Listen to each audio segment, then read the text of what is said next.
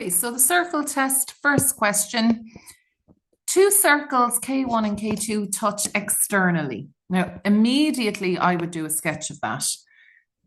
When I hear touch externally, another thing that comes straight into my head is that the distance between the centers should be the same as the two radii added together.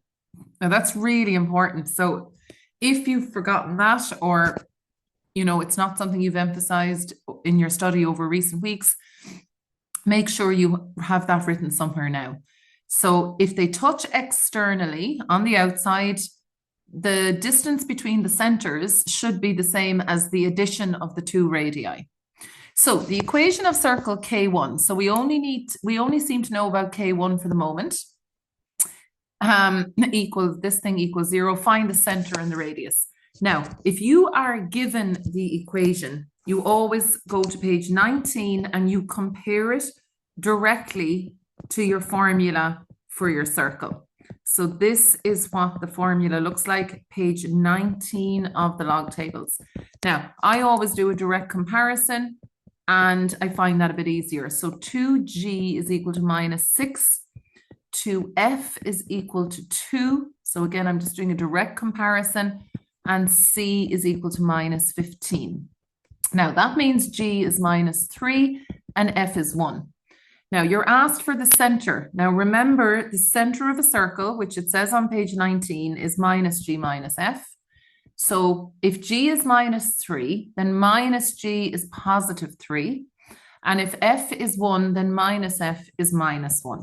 So your center is 3 minus 1. Your radius then, the formula for radius is your g squared plus f squared minus c. So this is also on page 19.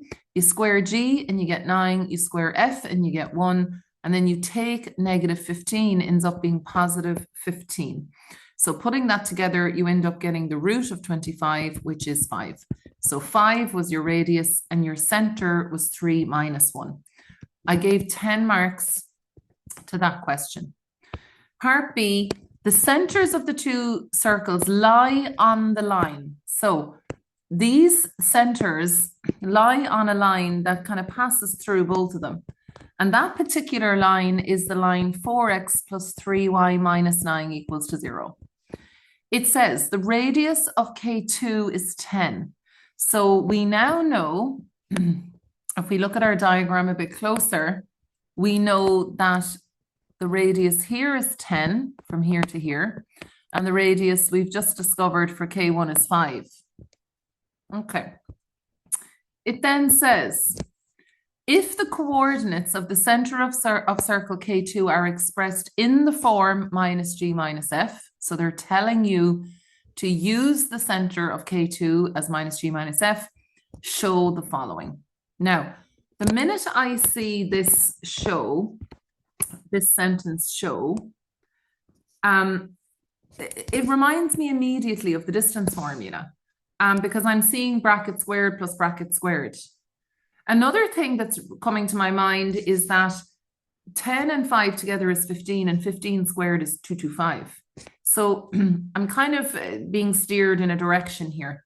So what do I want to do? So what I want to do is I want to say that the distance between the two centers, so the distance between the 3 minus 1, the center of K1, because that's the center of K1, the distance between him and the center of K2, which is minus g minus f, they should together add to 15. Why? Because that's the addition of the two radii. So they're the two radii.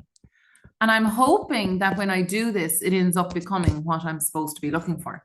So x1, y1, x2, y2, the square root of. So our distance formula, x2 minus x1. So minus g minus 3 to be squared plus, now actually, sorry, I'm looking here and straight away I'm not seeing the same thing here. So what I'm going to do is I'm going to label them the other way.